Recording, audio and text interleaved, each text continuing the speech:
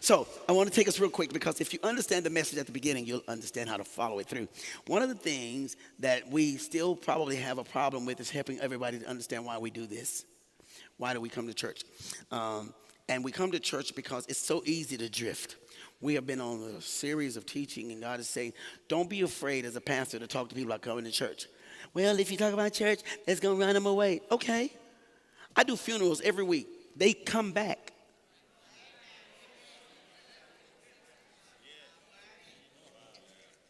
I said, I do funerals every week. They come back. I'd rather you walk in on your own than have 6 buddies escorting you.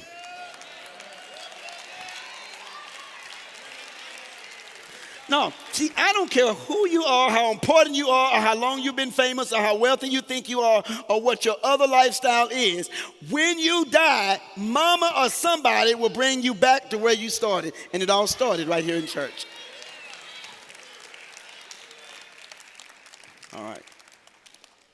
So we're going to pretend again, as we've done so many times before. First, I want everybody to kind of with me lean to your right. Okay, back up. Lean to your left. Okay, back up. Go back just a little bit. Okay, go forward just a little bit. All right. Now, just want to make sure you're mobile. Okay, we're going to pretend we're at Six Flags Park.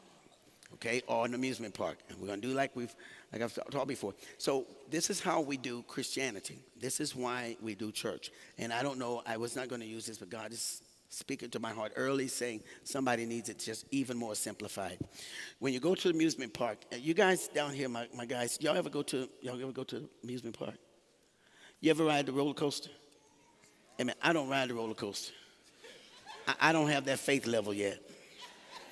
Amen. But when you go on the roller coaster, what happens when you first get on the roller coaster? They tell you put your hands up, don't they?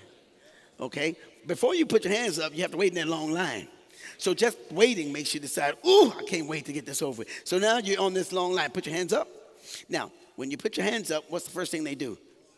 They put that bar down in front of you. Now they put that bar down. That means you're now what? Locked in. Everybody say locked in.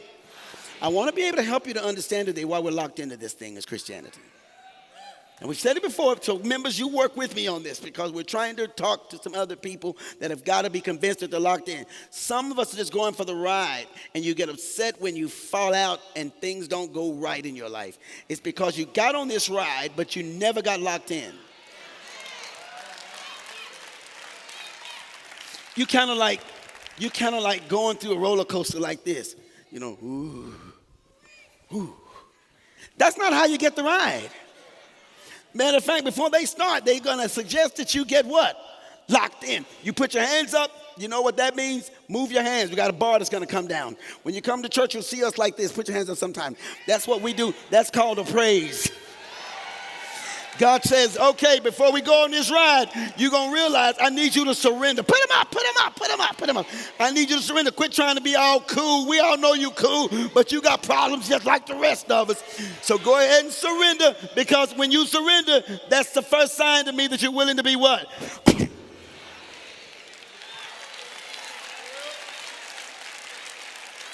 All right.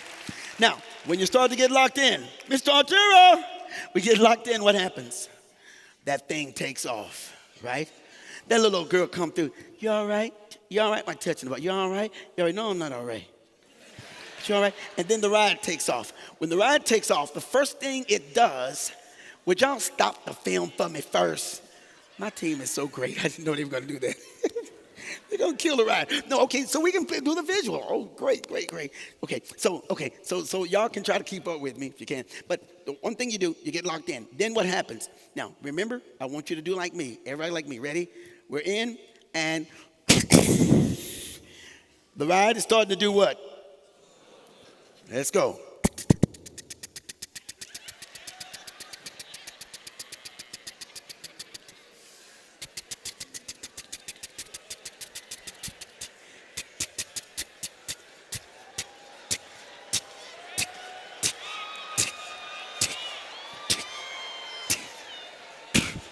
See That's why a lot of people like Christianity, because when you first get in Jesus, the first thing you do, baby, you start going up. You get your bills paid, you get a brand new man, you got another car, you get your hair fixed, things are good and better, everything's good. You tell everybody I got a peace of mind. He picked me up and turned me around and placed my feet on solid ground. Everything is up. You start inviting everybody to church. You start telling everybody about your preacher and your church. You start telling everybody about how good God is, because it's all going up. Then on that roller coaster, what happens? It gets stuck at the top. And in some of your lives right now, there's been no movement in a while. No, there ain't no man looking for you. You start going on the hunt for them. There ain't no woman looking for you. Now you start going online. Now you step after church and you going online. That ain't my business. But now you're stuck at the top and there's nothing happening. But you won't get out now because you're what? And then all of a sudden, it happens. Everybody with me? Go to the left, to the right. Let's go to the left. Back to the right. Wait, hold on a second. Stop. Now, I declare we probably look crazy to everybody in the world right now. But what some of y'all not doing, you have so much trust in this roller coaster, y'all. Put your hand. Okay, there are two types of people that ride these roller coasters. Black people and white people.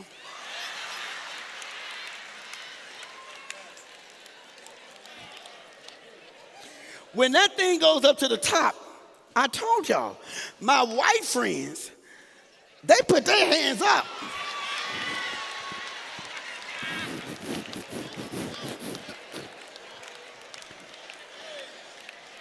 Because my white friends got insurance. I wish something would happen. I wish they... That's the way my white friends ride this thing. But my black friends be like, oh, Jesus, Lord, have mercy, God, please, Father, don't let me do this. I promise I'll never do that. I won't smoke another cigarette. I'll give up weed. My black friends be holding on to that bar and almost bend it. Okay, y'all, so hold on to the bar.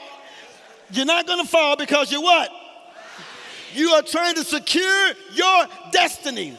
You're going to get to the end of this, but you won't if you're not locked in. Let's go on the right. Let's go. Ow, it goes to the left, to your right. And then it goes back to the left. And then it goes back to the right. And then it goes up again. And then it goes straight down. Whoa! And then it goes in that circle. And then your glasses fall off and the saliva's in your... And then you make it all the way back.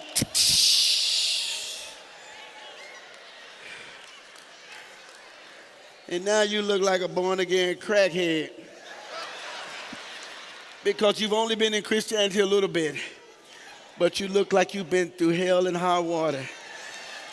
Because ever since you've been a Christian, it looks like there's been one turn after another, one drop after another, one leap after another, one disappointed after another, one heartache after another, one failed relationship after another, one broken promise after another. But you are still what? That's why folk can't figure out why you still coming to church. But what they don't understand is if you were not locked in, you would have fallen out of this thing and you would already be in your grave. Some of us have been through so much, somebody's still trying to figure out, how did you make it? Well, I made it because I got locked in.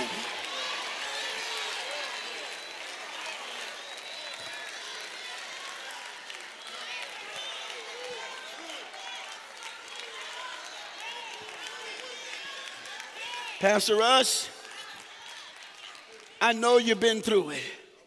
How'd you make it through some of the stuff all your life? I decided when I was 10 years old that God, if you're going to leave me, I'm not going to leave you. I know you'll prove yourself one of these days. And I don't really like you right now, God. And I don't believe in you right now, God, because you took my mama. And I didn't know that God didn't take my mama, so I was blaming God for my mama. But it's amazing, God, without even having my permission, he saw me in church and God locked me in and said, boy, I got a plan for your life, and I'm not going to let you get away from it, and I'm not going to stop until your work is done.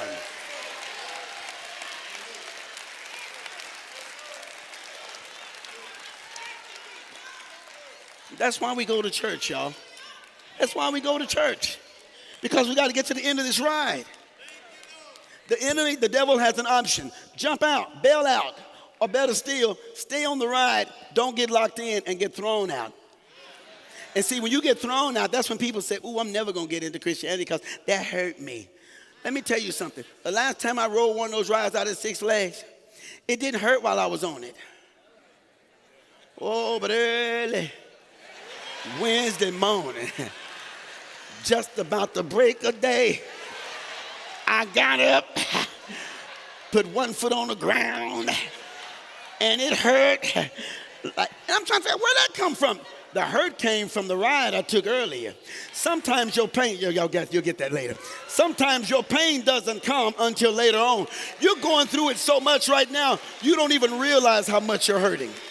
But God is saying, because you are locked in, I'm not going to let you go, Mother Naireen. I'm not going to let you go, brothers and sisters.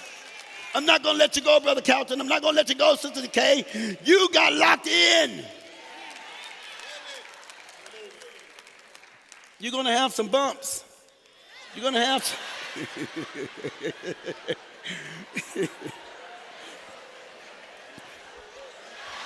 That's my white friends, hey. That's my black friends, hey. See, we all approach this ride different.